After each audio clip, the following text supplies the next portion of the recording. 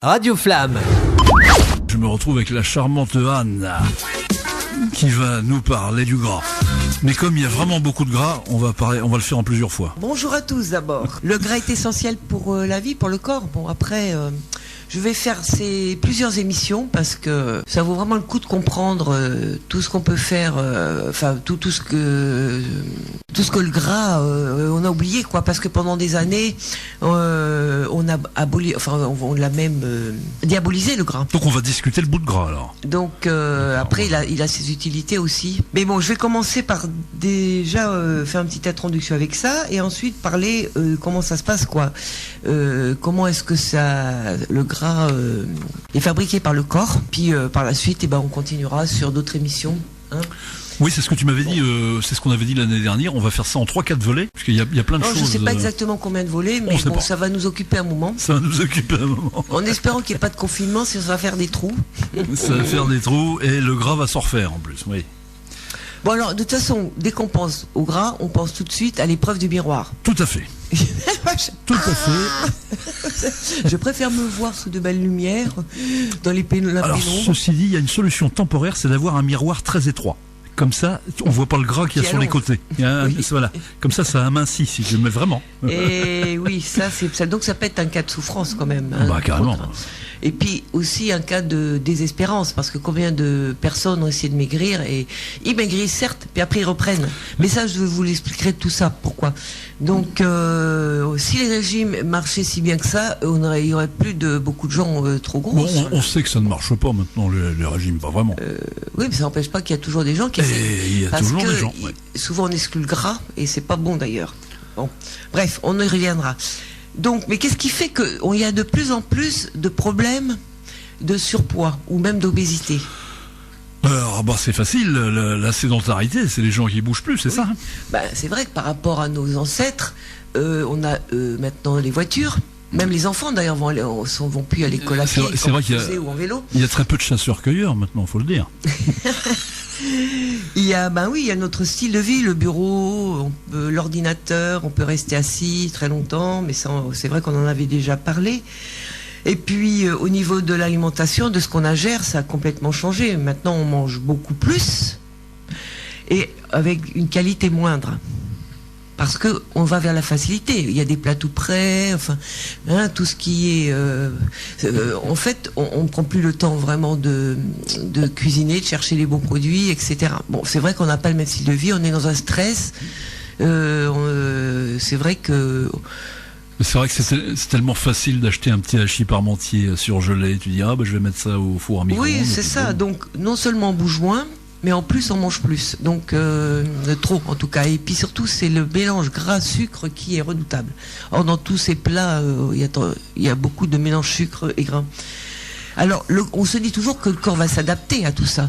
Bah oui, mais la preuve que non, puisqu'il y a de plus en plus d'enfants et d'adultes qui deviennent trop gros. Je crois que c'est... Le corps a ses limites. C'est 20% d'obésité. Je crois qu'il y a 20%. C'est Éclair qui fait du bruit après ? Ah non, il y a du monde à côté. Je crois que c'est 20% d'obésité maintenant chez les jeunes. Oh, alors là, j'ai même pas regardé, mais je sais que c'est de plus en... La preuve, c'est qu'ils surveillent dans les écoles maintenant, parce qu'il y a des enfants de plus en plus jeunes qui sont gros. Donc ça ne se voyait pas vraiment avant. Maintenant, ça se voit sur les plages. On voit qu'il y a des enfants qui sont déjà trop gros. Ah, qu'est-ce qui se passe ? Il y a du bruit. On a un petit problème qui va me perturber là de bruit. Oui, il y a des ouvriers derrière la porte. Ça doit être ça, à mon avis. On dirait qu'ils vont défoncer la porte. Oui, mais c'est pas. On va faire comme si on n'entendait rien. Ouais, voilà. Alors, donc, ça, je pense que tout le monde le savait. On est condamné à bouger. On n'a pas le choix. Parce que, comme je l'avais dit déjà la dernière fois, en fait, c'est vrai, on est des mammifères à la base et on n'est pas fait pour rester assis toute la journée et manger sans arrêt. Voilà, donc nous allons revenir à notre sujet vraiment. Je vais vous parler de la cellule qui fait du gras. Elle s'appelle l'adipocyte. Les fameuses adipocytes. D'où viennent les termes adipeux, etc. Et oui, cette cellule qui est gorgée de gras et qui forme le tissu adipeux. On a, pour un corps normalement constitué, à peu près 25 milliards d'adipocytes. 25 milliards d'adipocytes. Ah oui, il y a beaucoup, mais bon, parce que le gras sert aussi à... Ah bah oui, il faut savoir que notre corps est très intelligent, donc il a besoin de gras parce que ça sert de réserve. Ça sert pour deux choses. D'abord, de réserve pour en cas de famine ou de problème. Hein.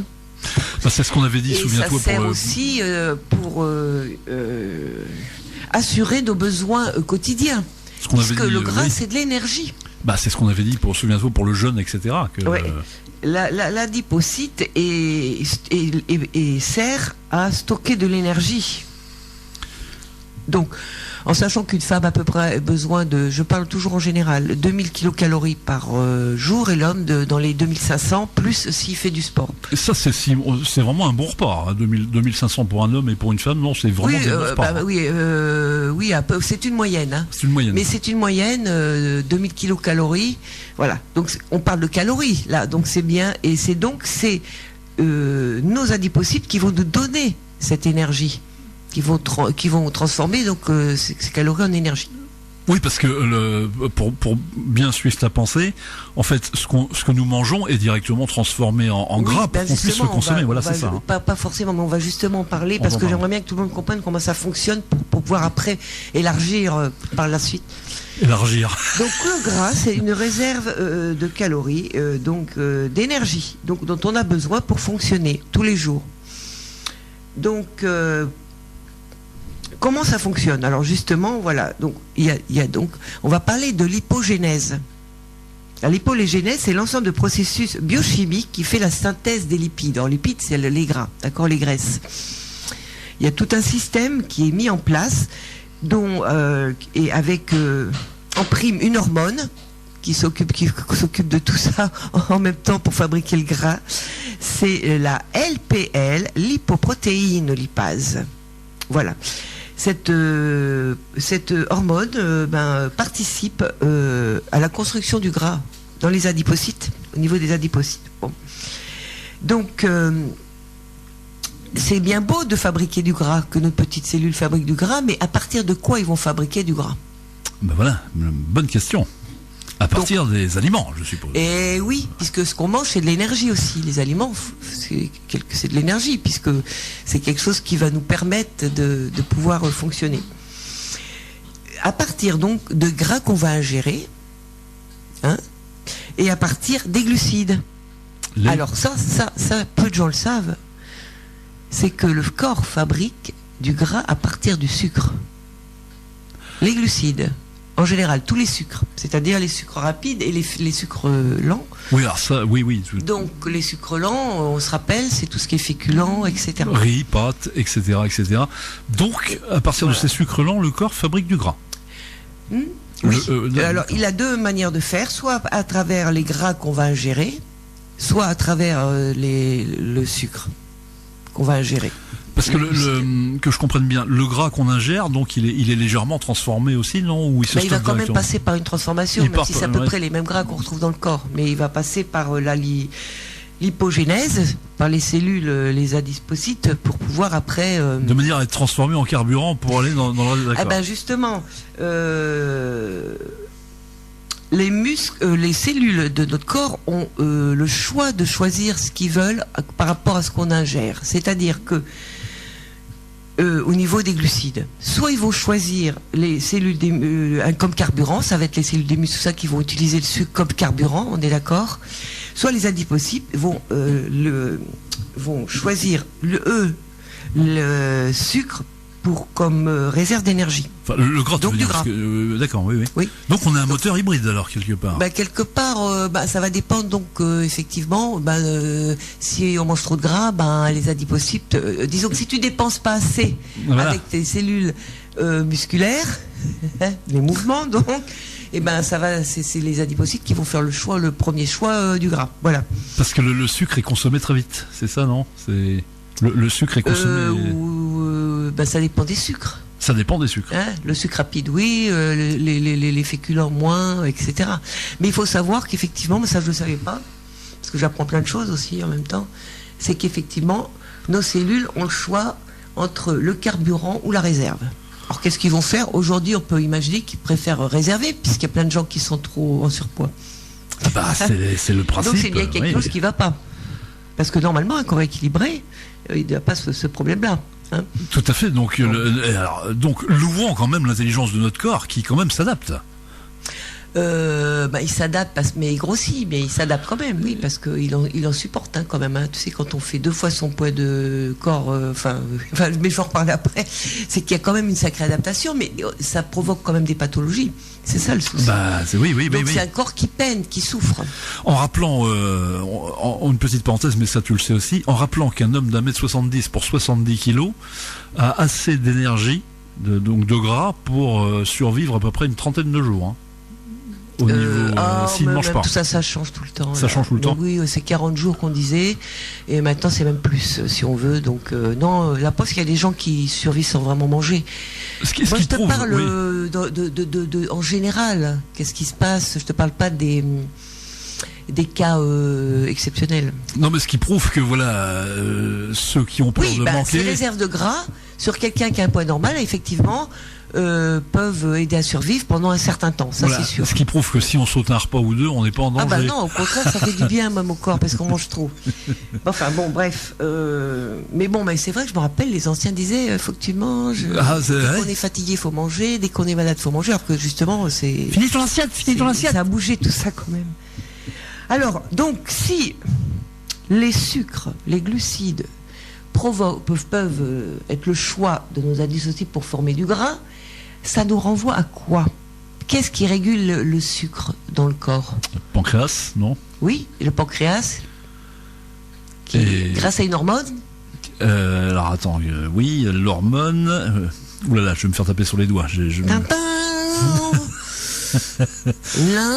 L'insuline. L'insuline. Oulala. Eh oui, ce rôle de l'insuline, il est vachement plus important qu'on le croit. Parce que c'est souvent à cause de ça qu'on prend du gras. En fait, l'insuline, c'est l'hormone du pancréas, comme tu disais bien, qui a un rôle par rapport au sucre qui passe dans le sang. Bah oui, et on sait que dans le sang, on doit avoir entre 0,70, ça veut dire 1 gramme de sucre. D'où le diabète, etc. Voilà. Sinon, si ça, oui. Après, donc, disons que pour éviter de prendre du gras, il faudrait toujours que notre insuline ne soit pas trop sollicitée. Parce que dès qu'elle est sollicitée, dès qu'on mange des sucres, trop de sucre, l'insuline va bombarder, on va dire, et va à chaque fois faire des pics. Et on va finir par devenir d'ailleurs résistant à l'insuline. Ça s'appelle la résistance à l'insuline. Mais le problème, c'est qu'en fait, on va fatiguer le pancréas. Et puis, comme elle aura un rôle plus compliqué, ça va être les adipocites qui vont prendre le relais. Donc qu'on comprenne bien, faire du gras. Je continue de faire mon candide de service. Donc l'insuline sert à fabriquer du gras à partir du sucre. C'est non, ça, pas du tout. Non, pas du tout. Je viens de dire, ça sert à réguler le sucre dans le sang. Ça sert à réguler le sucre dans le sang, d'accord. Qui doit se situer entre, tu l'as dit, 0,70, on va dire, 1 gramme. 1 gramme, d'accord. L'idéal serait 0,80, 0,90, on va dire. Donc c'est à 2 grammes, c'est pas bon. Non, c'est pas bon. La preuve, c'est qu'à 2 grammes, on met de l'insuline artificielle, enfin, je veux dire par piqûre ou des médicaments. Tu vois, parce que sinon on en meurt. Ouais, oui. Oui. Et puis le sucre dans le sang, ça provoque des infections plus facilement. On est plus sensible aux infections. On est plus sensible aussi à tout ce qui touche le système veineux artériel, la vue. On peut perdre la vue avec le diabète. Ça touche les extrémités aussi. Il y a plein de... un sucré, c'est pas bon. Tout ce qui est orteil, tout ça, c'est très... ça provoque des nécroses, etc.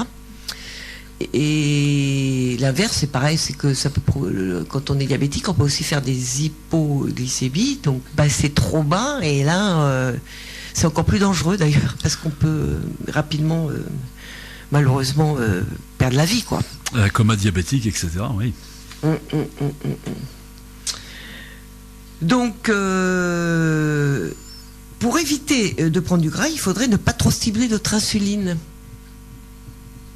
Bah oui, c'est logique. Ça fait sens, ça fait sens. Donc, il y a un moyen de le faire. Quand on a une alimentation à peu près correcte, on choisit des aliments à index glycémique bas. Qu'est-ce que ça veut dire, l'index glycémique bas? Pas trop de sucre dedans, quoi. Non, même pas. Même pas? Enfin, si, mais pas toujours. C'est un aliment qui va faire monter plus ou moins vite le taux de glycémie. Ah oui. Plus le taux de glycémie monte rapidement, plus ça fait réagir notre insuline. Et plus, alors il y a donc des tableaux qu'on peut trouver partout. Donc on estime qu'un aliment à index glycémique bas est inférieur à 50. D'accord. Et quand il est haut, il est entre 70 et 100. Après, c'est moyen. Mais enfin bon. Par exemple, index glycémique bas, ça va être les légumes, certains fruits. Donc ça ne fait pas monter le sucre dans le sang. Le sarrasin, enfin oui, ça fait monter le. Il y a du sucre partout, même dans les légumes. Oui. Mais à très faible dose, mais il y en a. Et disons que les légumes ont cette qualité de ne pas faire monter la glycémie trop fort. Par contre, le pain blanc, ah oui, alors ça fait monter la glycémie très haut jusqu'à 90. Et pourtant, c'est vachement bon. Oui. Non, mais ça, entre le bon et oui, la physiologie, notre corps, lui, il aime pas forcément. Une bonne baguette croustillante, elle est dorée. Tu manges même ça, c'est meilleur qu'un gâteau. Et c'est pas bon. Enfin, c'est pas bon pour la glycémie. Donc, plus la glycémie monte, plus le pancréas va réagir en sécrétant de l'insuline, et donc plus on prend de risques de grossir. Est-ce que tout le monde a compris ça par rapport à ce que je disais tout à l'heure? Des questions dans la salle? Donc déjà, si on veut éviter de grossir, il faudrait donc choisir des aliments à index glycémique bas. Et si on mange des féculents, parce qu'on peut quand même manger des féculents, comme les légumineuses, c'est un index glycémique relativement bas, on peut toujours ajouter des légumes, parce que dans les légumes, il y a les fibres, et les fibres aussi ralentissent parce que, la montée du sucre. Contrairement à ce que tout le monde pense, effectivement, on a toujours l'image d'Épinal pas des épinards, d'Épinal, de la pomme de terre qui fait grossir. Mais la pomme de terre, c'est aussi une catastrophe. Hein. C'est une catastrophe. Mais ça dépend comment on la cuit. Ça dépend à la vapeur, comment c'est un petit. Tu vois, en plus, l'index glycémique peut changer avec la cuisson ou pas. Oui, c'est ce que toi tu préconises de la cuisson de la vapeur, de manière générale. Oui. Mais c'est vrai que la pomme de terre en frite, par exemple, l'index glycémique est élevé, et puis il y a du gras avec. Alors le mélange sucre et gras, je vous raconte pas. Je crois que c'est la tuerie de notre société moderne. Et ce qui est quand même amusant, c'est qu'en France, les symboles, c'est le steak frites. Et oui. Alors que déjà, comme tu dis, déjà les frites. Aujourd'hui, c'était pas le cas il y a 100 ans. Oui, c'était pas le cas. Non mais imagine, les frites, déjà, comme tu dis, il y a de l'huile et de la pomme de terre. Donc déjà, ça fait mal au niveau des frites. La viande avec, combinaison détonnante, qui ne doit pas se faire en plus. Et on est représenté par ça. Bah oui, c'est vrai. C'est pour ça qu'on mange des frites, pourquoi pas de temps en temps. Mais sans viande. Il faudrait mettre une salade avec, enfin des crudités. Voilà, c'est ça. C'est comme ça éviterait ce pic d'insuline, et ça éviterait bien des dégâts au niveau des cellules, entre le gras et le sucre. Les légumes avec tempère, on va dire, les méfaits des patates, on va dire. Quand tu mets des légumes avec, d'accord. Je pense que c'est pour ça que les légumes c'est important. Hein. C'est que comme il y a des fibres, d'ailleurs que nos petites bactéries du microbiote adorent, mais ça a l'intérêt aussi les fibres d'équilibrer quand même ce fonctionnement au niveau de l'insuline. En fait, les microbiotes ils jouent au Tetris, mais ça arrive trop vite, elles n'arrivent pas à traiter au fur et à mesure. Et oui, parce que je pense que le sucre fait plus de dégâts que le gras. Le gras, justement, on n'en mange pas assez. On mange trop de sucre et pas assez de gras. Et pas assez de gras. Et plus on va baisser le sucre, plus on va pouvoir manger du gras. Mais du bon gras, je parle. Hein. Mais tout ça, j'en reparlerai dans d'autres émissions. Et qu'est-ce que c'est bon, les choses grasses. De fait, si tu veux parenthèse, t'es en plein dedans en ce moment en plus. En plus, j'ai expérimenté, mais ça, on y reviendra après. Donc oui, et puis le cerveau c'est essentiellement du gras, donc on a besoin de gras. Et c'est vrai que pendant longtemps on a vraiment diabolisé le gras, et ça n'a pas du tout amélioré, je pense, la santé des gens en général, hein, des Européens en tout cas, avec ces régimes, tu vois, sans gras, etc. Mais tout ça, on en reviendra. Oui, on en parlera. Ce que j'aurais voulu aujourd'hui, c'est qu'on comprenne un petit peu comment ça se passe dans le corps. Donc, ce qui est intéressant, c'est de savoir ce choix que peuvent faire les cellules avec ce qu'on ingère. Choisir soit de stocker, soit de prendre tout de suite le carburant. Et si on ne prend pas le carburant, si les cellules ne choisissent pas le carburant, elles choisissent de stocker. Donc, ça veut dire que si on ne carbure pas assez nous-mêmes, on va stocker. On va stocker et voilà. Donc c'est quand même intéressant de savoir ça. Ah bah carrément. Mais ça explique beaucoup de choses au niveau du jeûne. Je pense que tu referas un volet là-dessus pour. Mais oui, mais il y en aura plein. Parce que là, en fait, moi, je devais découvrir en même temps plein de choses. Parce que là, je vais vraiment sur une recherche plus pointue. Bon, je savais un peu tout ça, mais superficiellement. Mais après, quand on veut vraiment savoir ce qui se passe, il faut y aller, quoi. Mais je peux pas faire ça en 1 heure, c'est pas possible. En fait, de toute façon, si tu es d'accord, on fera un petit récapitulatif de règles simples à faire pour résumer un peu la pensée. Hein. Alors, l'adipocyte, on voit que le pauvre, il est quand même maltraité parce que on le fait gonfler, on le fait dégonfler, dégonfler à travers les régimes ou le sport ou ci ou ça, tu vois. Il est très instabilisé. Alors que là, il est que pour nous aider. C'est une sorte de respiration, mais en grosseur, quoi. Oui, c'est ça. Il travaille beaucoup. Donc, il fabrique du grain, on l'avait vu, mais aussi, il aide à brûler du grain. Heureusement, parce que sinon on serait tous... Bon. Donc, il faut savoir que cette petite cellule graisseuse peut aller jusqu'à 15 fois son diamètre en poids de grammes. Ah, mais c'est pour ça que je ne rentre plus dans du 38. Mais, comme le corps est intelligent, au-delà, il risque d'éclater. Donc, il ne va plus grossir. Là, c'est le cas de figure, on mange trop de gras. Donc, l'adipocyte va prendre 15 fois... 15 fois, oui, jusqu'à 15 fois. Mais après 15 fois, il va arrêter.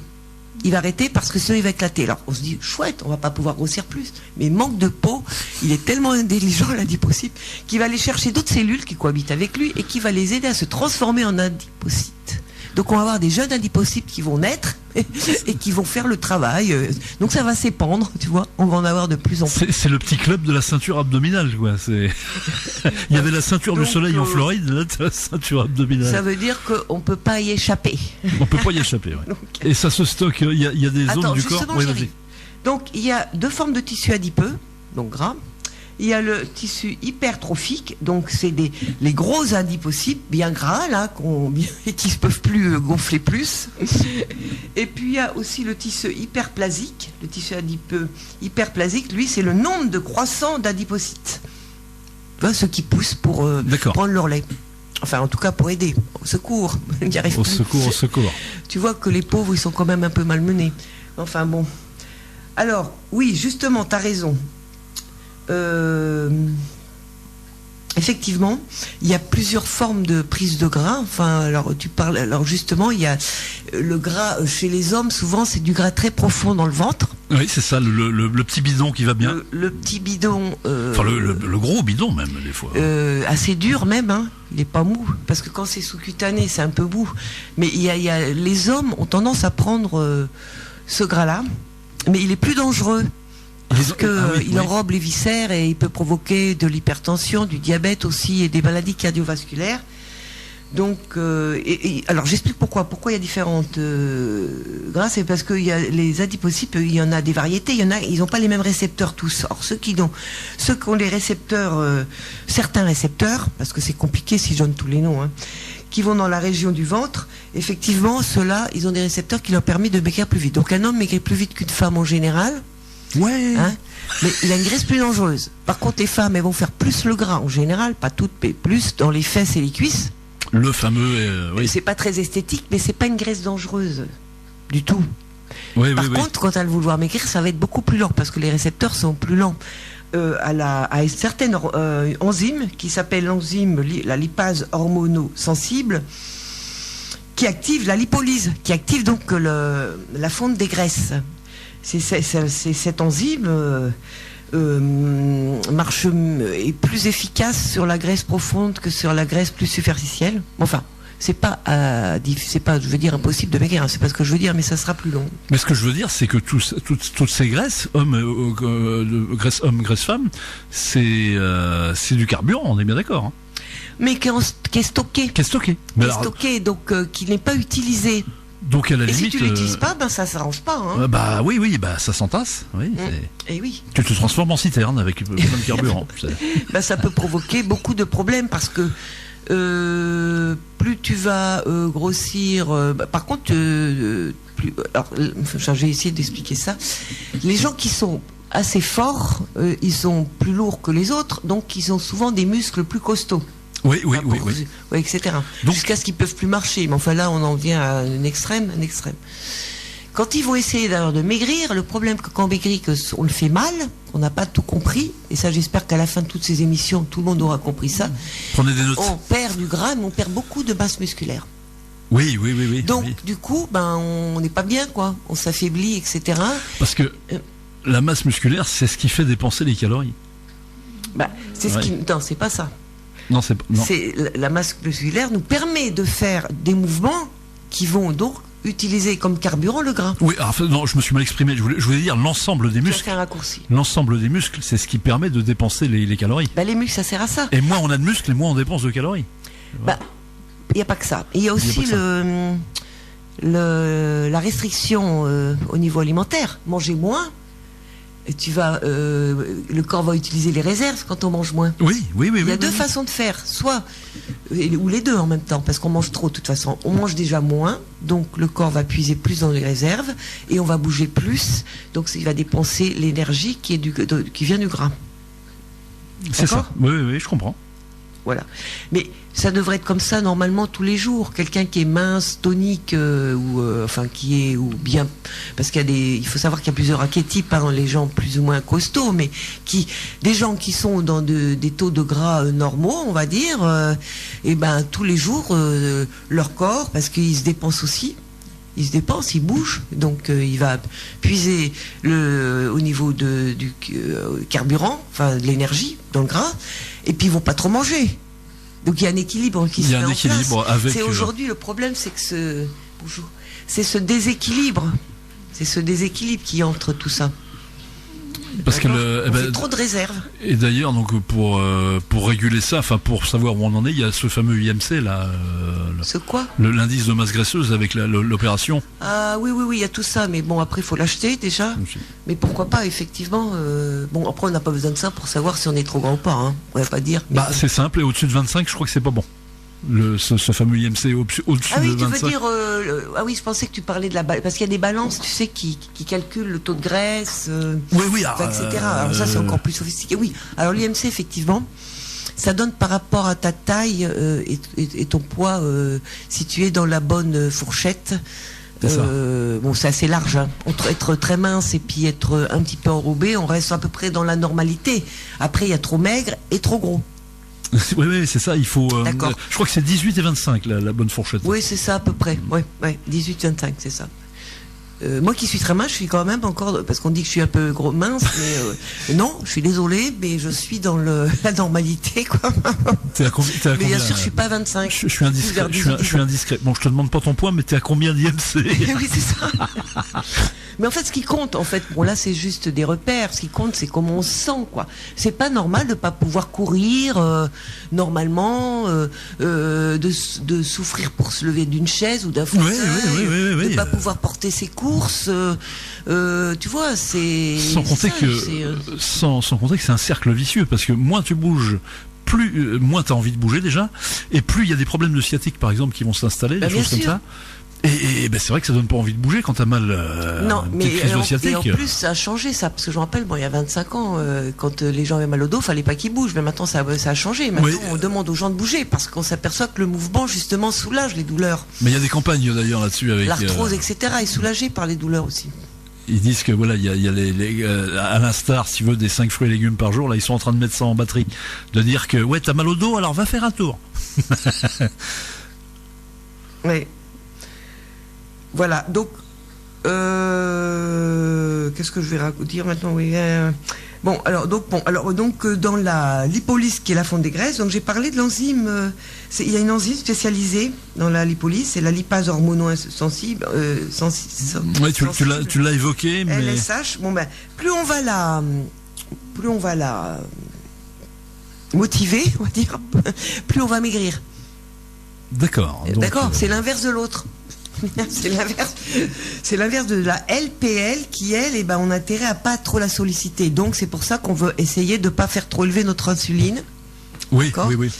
Et puis la LSH, au contraire, il va falloir la solliciter plus, puisque c'est celle qui va aider à brûler les graisses au niveau des adiptoses. Alors, rappelle-moi, elle est fabriquée par quoi celle-ci là qui fait maigrir? Par nos cellules graisseuses. Par les cellules graisseuses. Oui. ils ont deux rôles. Ils ont le rôle de fabriquer du gras et aussi de le libérer. Mais on va libérer le gras dans le sang, on va pas garder dans le sang pour donner ce fameux carburant. Tu vois, on va pas. Disons que s'ils libèrent pas, on va tout garder encore plus grossir. Mais je t'ai expliqué tout à l'heure. Oui, non, 15 fois, c'est plus possible. De beaucoup de 15 fois le volume, c'est plus possible. Sinon ils éclatent. Donc ils vont faire naître d'autres cellules. Et c'est comme ça qu'effectivement. C'est pour ça qu'il faut absolument faire augmenter cette hormone. Enfin, cette enzyme, c'est pas une hormone, c'est une enzyme. Parce que c'est elle qui va stimuler tout le reste. Parce que les adipocytes, là, ils sont avec aujourd'hui ce déséquilibre. Tout se passe bien quand on est en équilibre. Ils stockent juste ce qu'il faut et ils libèrent juste ce qu'il faut pour l'énergie dont on a besoin. Mais là, c'est plus le cas puisqu'ils stockent trop. Mais ce que je veux dire, donc, si on veut maigrir, il faut vraiment stimuler plus au niveau de la lipolyse, au niveau de la brûlure de la fonte des graisses. Mais ce que je veux dire, c'est qu'en temps de crise, là on est en temps de crise, il faut changer notre regard sur nos graisses disgracieuses. C'est comme si tu avais ton placard avec des réserves d'énergie. C'est comme si tu avais des potes dans un placard. Les bourrelets, on va dire, disgracieux. Ce sont des réserves d'énergie, on est bien d'accord. Oui. Donc c'est plutôt positif. Mais qui servent à rien. Aujourd'hui, parce qu'on est dans une société où on bouge plus, mais si tu on bouges, a une voiture, on est assis toute la journée dans un bureau. Non, mais mais je veux dire, ça te permet de sauter quelques repas. Ah oui, mais tu reviens toujours à ça. Mais bien sûr qu'on peut sauter des repas. Mais moi, les gens n'ont pas envie forcément de sauter de repas. Là, je suis en train d'expliquer comment ça marche. Non, mais moi, j'essayais de changer le regard qu'on a sur nos bourrelets disgracieux en disant qu'en temps de crise, c'est bien utile ces bourrelets. Non, puisque ça nous permet de faire des économies. Ah oui, d'accord. Oui. Mais bon, après, de toute façon, on sera peut-être restreint à réaliser tout ça à un moment donné, hein, comme la crise arrive. De toute façon, une crise économique grave. Bon, mais après, c'est pas ce. Je dis pas qu'il faut pas forcément pas manger. C'est manger logiquement par rapport aux besoins de notre corps. Oui, c'est ça. Oui. Bon, après, et on mange beaucoup trop. On l'avait vu, ça peut faire comme on mange trop, ça fait des espaces intéressants pour le corps, parce qu'on en avait déjà parlé, puis on en reparlera sûrement après encore. Comme je disais tout à l'heure, il y a le déficit calorique, on mange moins, non? Donc c'est vrai que le jeûne peut aider, même à sauter un repas ou deux, hein, c'est pas un problème, au contraire, ça fait du bien. Et puis il y a aussi le sport quotidien. Et le petit sport quotidien. L'activité physique, je préfère dire, mais bon. Alors, au risque de me prendre une volée de bois vert, parce que je sais que tu n'aimes pas trop les chiffres, allez, donne-nous une petite fourchette de temps dans la journée d'activité. Une demi-heure, 45 minutes. Écoute, je vais déjà plusieurs fois répondre à cette question. Oui, c'est pour ça que je t'ai dit. Il y a deux manières pour moi de bouger. Il y a soit la méthode classique, plus ancienne, c'est 40 minutes par jour sur une activité modérée pour commencer à maigrir. D'accord ? Dans une marche assez rapide, enfin pas trop rapide, mais ouais. Et puis il y a aussi quelque chose qui c'est plus récent, c'est plutôt l'exercice intensité. Les fameux, on en parlait. Voilà. Donc parce que c'est un peu différent, parce que ça va pas stimuler les mêmes hormones ou etc. Mais le résultat va être le même. Donc ça serait donc 15 minutes à 20 minutes tous les 2 jours sur un exercice très intense. Mais j'ai suivi ton conseil, parce que tu m'avais dit de ne pas mélanger par exemple les exercices de cardio avec ce genre d'exercice ou intense. Donc là, l'autre jour, j'ai fait 1 heure de squat et de pompe, si tu veux, mais sans en faire. 1 heure, c'est trop. 1 heure, c'est trop. Ça dépend. Après, moi, je te dis, ça sert à rien. Mais ça sert à rien. En fait, 20, une demi-heure max, ça suffit largement quand on fait vraiment des trucs intenses. Parce que finalement, avec les périodes de récupération, tu fais pas tant d'exercices que ça, parce qu'il y a beaucoup de récupération derrière quand même. Il y a au moins 1 jour de repos derrière, c'est sûr. Oui, mais même. Et plus c'est long, plus il faudra te reposer. Oui, c'est ça. Oui, d'accord. Mais ça, je reviendrai plus en détail après, parce que là, ce que je voulais montrer aujourd'hui, c'était comment ça fonctionnait, un petit peu dans le corps. Donc, nous avons des adipocytes qui sont chargés de fabriquer du gras. Et je rappelle, le gras, c'est pas forcément mauvais en soi quand il est en équilibre avec autre chose, puisqu'il nous protège. Et qui aussi travaillent aussi sur la libération du gras. En fait, c'est une petite machine, comme toutes les cellules. Hein. Donc, et quand tout est équilibré, il n'y a pas de souci. Sauf qu'aujourd'hui, s'il y a beaucoup de surpoids ou d'obésité, c'est qu'il y a eu un problème à ce niveau-là. Juste revenir 2 minutes sur le. Alors, donc effectivement, on parlait de l'énergie à partir du gras, mais on peut directement la trouver, par exemple, à partir du sucre rapide, qui peut être consommé rapidement. Oui, c'est ça. Donc voilà. Oui. Donc c'est le deuxième carburant. Mais voilà, c'est sûr. De toute façon, tu manges pas de gras, tu vas quand même grossir en mangeant du sucre. C'est pour ça que c'est une erreur de penser que manger moins gras, ça fait maigrir. Et ça, c'est bien répandu. Le corps a besoin de gras. Le corps a besoin de gras. Mais c'est vrai que puisque c'est l'énergie à la base. Si tu veux, dans l'inconscient collectif, c'est très répandu que le gras fait grossir, parce que c'est diabolisé. Mais attends, ça commence à changer. Ça change un peu, ça. Oui, ça change un petit peu. La preuve, c'est que là, je me suis basé aussi sur des recherches et sur un livre qui s'appelle Le monde merveilleux du gras. Donc, on commence maintenant à se rendre compte que, tu vois, l'histoire du cholestérol, tout ça, c'est pipeau, quoi.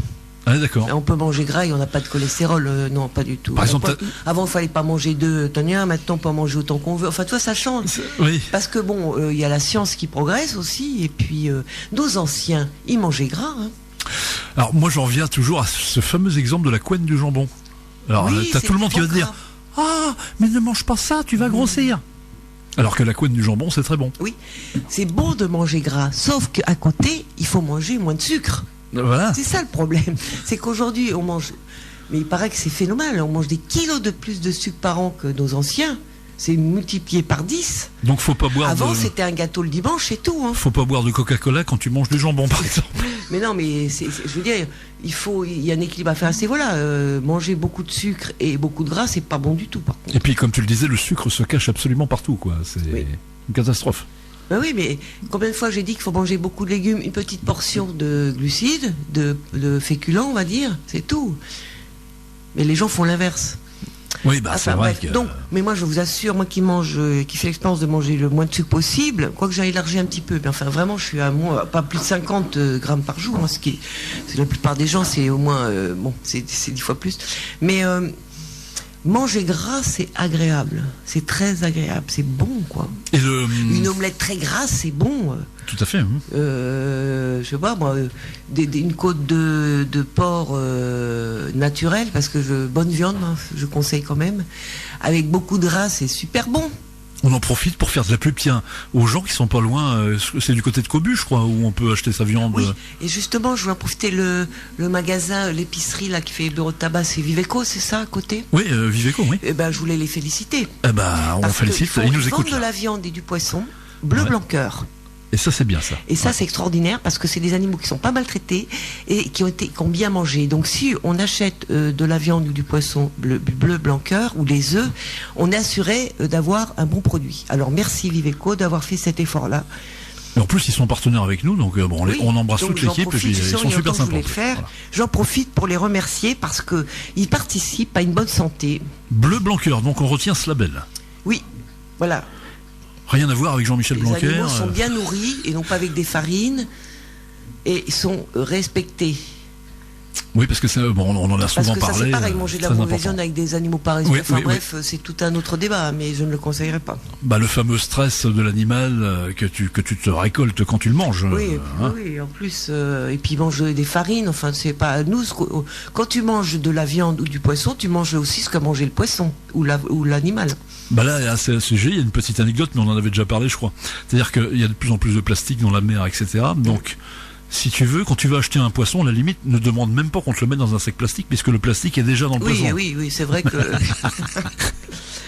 Bon, ben voilà pour la première partie de l'émission. J'espère que ça n'a pas trop ennuyé tout le monde, parce que c'était un peu technique, un peu biologique. Mais je trouvais que c'était intéressant de savoir comment ça se passait un petit peu. C'est-à-dire que si on sait tout ça, effectivement, et si on respecte un peu tous ces préceptes, on ne va pas grossir. On n'a pas d'effort à faire, en fait. De toute façon, le corps n'est pas fait pour... il est fait pour avoir son juste poids, hein. Quand on grossit, c'est qu'il y a un dysfonctionnement quelque part. Mais tu sais, quelque part, l'équation d'Einstein, ça marche sur les humains. E égale MC2, c'est-à-dire que l'énergie se transforme en masse. C'est ni plus ni moins ça. Hein, bon, il faut pas courir à la vitesse de la lumière. Parce qu'il y en a qui sont pas des lumières et qui courent. Mais bon, ça c'est autre chose. Et puis, juste une petite aparté, mais j'y reviendrai. Attention au régime, ça martyrise votre corps, ça donne plus de frustration encore à votre corps. Il n'aime pas ça du tout. C'est tout ça aussi qui fait que ça dérègle beaucoup de choses. C'est qu'on va des fois forcer le corps à maigrir, mais pas de la bonne manière. Voilà. Je crois que le pire... Tout ça, je reviendrai avec tout ça, parce que je pense qu'on peut maigrir harmonieusement. Le pire, mais... c'est ces fameux sachets protéinés, là. Je crois que ça, c'est une catastrophe. Oh, ça, oui, bah après... oui. Parce que le problème, c'est que tu maigris, effectivement. Ça marche. Mais après, tu payes, tu rembourses la banque, entre guillemets. Bah, les reins ont des limites aussi avec les protéines. Oui, il y a des problèmes rénaux avec ça. Ouais. Alors, normalement, on devrait manger en protéines 1 gramme par kilo du poids de son corps, à peu près en moyenne. Sauf les sportifs qui peuvent manger un petit peu plus. 1 gramme par kilo. Quelqu'un qui fait 80 kilos peut manger jusqu'à 90 grammes de protéines. Ça ne veut pas dire 80 grammes de viande, hein. Non, c'est de protéines. De protéines. Par jour. Sachant que, par exemple, que 100 grammes de viande, en général, ça contient 25 grammes de protéines. Donc, c'est très intéressant, ça. Donc... 1 gramme par kilo, mais par jour, hein, on est bien d'accord. Hein. Oui. Alors quelqu'un qui fait 80 kilos, c'est 80 grammes de protéines, et tu as dit que dans 100 grammes de viande, il y en avait combien ? En moyenne, 25 grammes de protéines. 25 grammes, donc ça fait... Dans le poisson, mais ça dépend des viandes et des poissons, là c'est une moyenne. Donc 25. on va dire, voilà, donc ça fait 400, pour un homme de 80 kilos, ça fait 400 grammes de viande. Oui, max. Ou de poisson ou d'œufs, parce que les œufs c'est aussi... en sachant qu'il y a des protéines aussi quand même dans les légumineuses, etc. Donc tu vois, c'est... Après on dit ce qui est bien comme dose, c'est à peu près la taille de sa paume de main, tu vois. Mais c'est vrai que à nos époques, on mange beaucoup avec les yeux, c'est-à-dire qu'on a besoin d'avoir des assiettes bien remplies. Donc effectivement, quand tu vois ça, là, ce qu'on est en train de décrire, là, dans l'assiette, il n'y a rien. Non ? Si, quand même, attends, la paume de la main, ça te fait un petit... Au lieu de prendre, tu sais, 100 grammes de steak haché, de steak ou de viande, ça suffit. Mais les gens mangent plutôt 200 grammes. Ouais, mais il faut avoir des grosses mains. Après, quand on fait du sport, on peut manger un peu plus de protéines, mais il n'y a aucun intérêt à en manger plus. Non, c'est que pas... 1 gramme par kilo de son poids du corps, pour les gens en général. Et de la bonne viande, on le rappelle aussi, pas manger... Parce que quand on en mange vraiment trop, c'est les reins après qui souffrent un petit peu, quoi, qui peuvent souffrir. Et puis... Bon, voilà, entre autres. En tout cas, ma chère Anne, c'était super intéressant. Là, franchement, là, on est rentré. Et oui, et c'est pas fini parce que je reviens donc avec un autre épisode la semaine prochaine. C'est un plaisir de discuter le bout de gras avec toi. Alors, je vous souhaite une bonne santé à tout le monde, hein, et pensez à vos adipocytes. Et pensez à vos adipocytes. Parce que c'est vos amis, croyez-moi. Vous le verrez au fur et à mesure des émissions. Ce sont nos amis, mais jusque-là, on en a fait malheureusement. Les pauvres, on les a un peu délaissés, on les maudit souvent. Radio Flamme.